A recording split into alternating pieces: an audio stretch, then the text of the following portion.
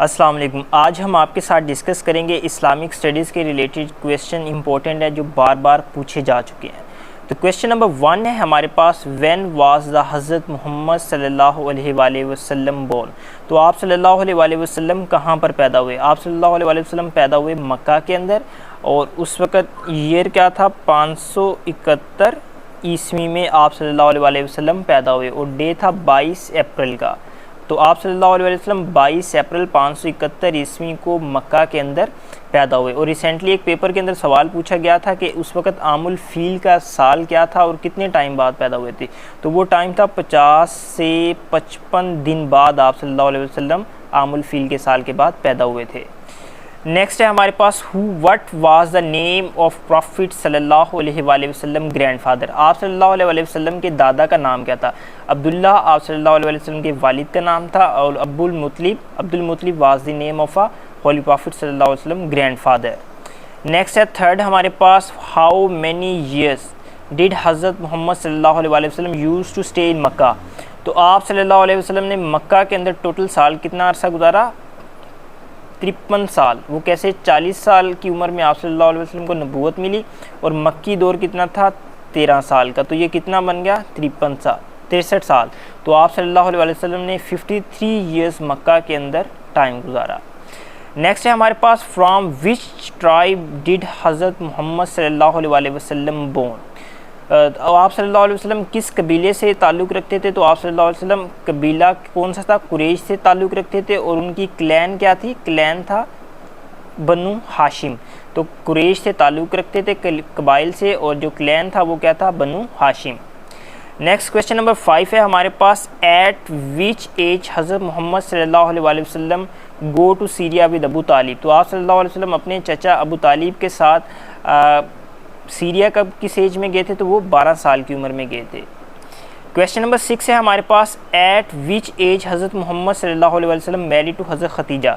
तो जब हज़रत खतीजा से आप सल्लल्लाहु अलैहि वसल्लम की शादी मुबारक हुई थी तो उस वक्त उनकी एज कितनी थी?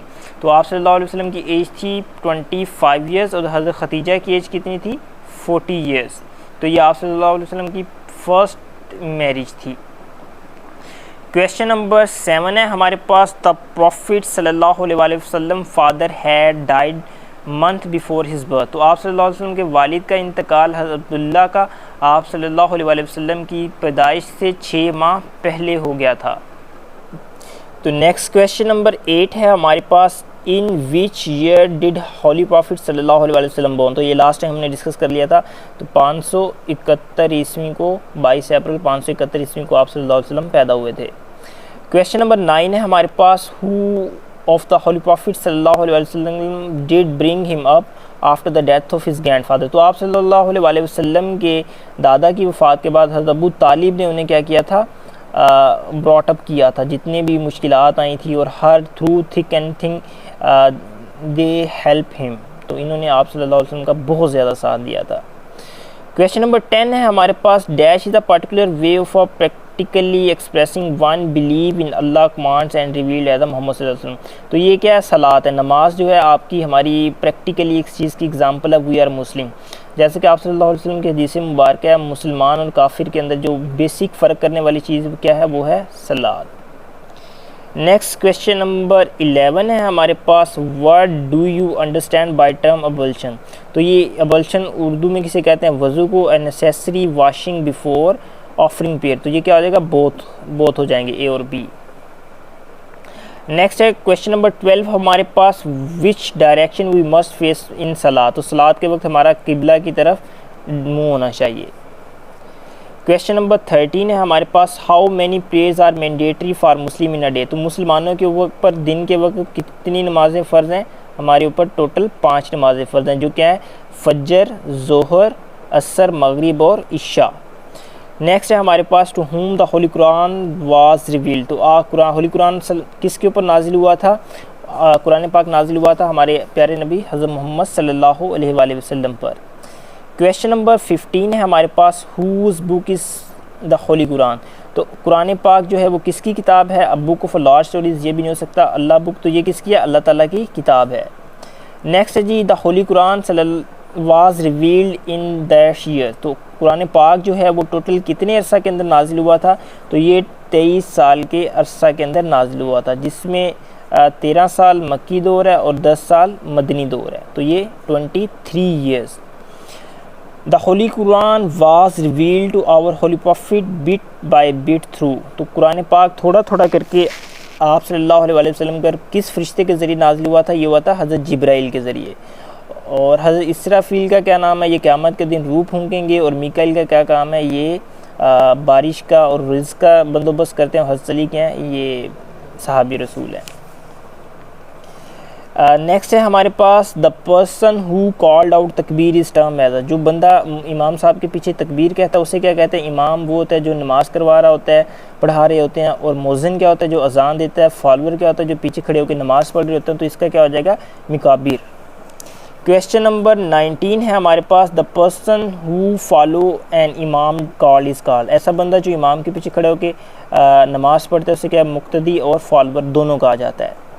क्वेश्चन नंबर 20 है हमारे पास what does a Muslim get from सलाह, तो नमाज़ पढ़ के मुसलमानों को क्या होता है, he establish a difference between काफिर एंड हिम, ये हदीस मुबारक है। नेक्स्ट है ही thought that Allah is please, इससे अल्लाह ताला की ज़ात की खुशनुदी मिलती है। गेट रेगुलेटी इन लाइफ, तो आपकी ज़िंदगी में प्रॉपर क्या होता है, एक टाइम टेबल आ जाता है। नेक्स्ट क्वेश्चन है from what word the prayer is begun, तो नमाज किससे स्टार्ट होती है, अल्लाह अकबर, यानी तकबीर तहरीमा आप कहते हैं, तो उससे क्या हो जाता है, नमाज का आगाज़ हो जाता है और आप नमाज में इंटर हो जाते हैं। नेक्स्ट क्वेश्चन नंबर 22 है हमारे पास Muslim are called for prayers to, तो मुसलमानों को किसके ज़रिए नमाज के लिए बुलाया जाता है, तो वो किसके, लॉयड वाइस पोलाइट रिक्वेस्ट, तो अजान दी जाती है, दिन में 5 मरतबा अजान दी जाती है। और इस्लाम के जो पहले मुअज़्ज़िन थे वो थे हज़रत बिलाल हबशी रज़ियल्लाहु तआला अन्हा। नेक्स्ट क्वेश्चन है what are the additional word added to अजान फॉर फजर प्रेयर, तो फजर की अजान के अंदर कुछ एडिशनल वर्ड्स बोले जाते हैं जो क्या है, अस्सलातु खैरु मिनन नौम, जिसका क्या मतलब है, सलात इज़ बेटर दैन स्लीप, मतलब नमाज नींद से बेहतर है। क्वेश्चन नंबर 24 है हमारे पास dash is called on standing of an assembly not while single form prayer, तो क्या होता है, जो तकबीर की जाती है जब आप नमाज का आगाज़ किया जाता है। 25 है हमारे पास वन हु कॉल आउट अजान इज़ नाउन एज, तो जो अजान देता है उसे क्या कहते हैं, मुअज़्ज़िन कहते हैं, ये हमने पहले भी डिस्कस किया है। 26 है हमारे पास are the creation of Allah made of light are the invisible to human being and free, तो जो एंजल्स हैं वो किससे बनाया गया, उन्हें लाइट से बनाया गया। और ये जो है जिन है इन्हें किससे बनाया, फायर से। और मुसलमानों को ह्यूमन बींग को किससे बनाया, मट्टी से, क्ले से यानी कि। 27 है हज़रत जिब्राईल अलैहिस्सलाम use to dash to prophet, तो हज़रत जिब्राईल अलैहिस्सलाम का क्या काम था, ये अल्लाह ताला का मैसेज लाते थे पैगंबरों के पास, अल्लाह ताला की किताबें लाते थे और जितनी भी कमांडमेंट होती थी अल्लाह की वो अपने उनके पैगंबरों को देते थे, तो ये क्या है, ऑल ऑफ अबव।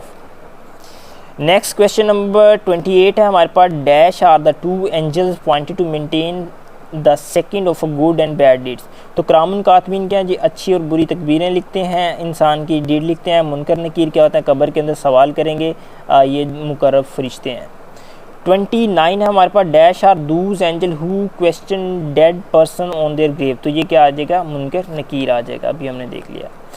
30 है हमारे पास who was the first holy book of Allah, तो अल्लाह ताला की पहली किताब कौन सी है, तो पहली है हमारे पास तौरात, दूसरी है हमारे पास ज़बूर, तीसरी है हमारे पास इंजील, चौथी है हमारे पास कुरान मजीद। तो पहली कौन सी हो जाएगी हमारे पास, तौरात।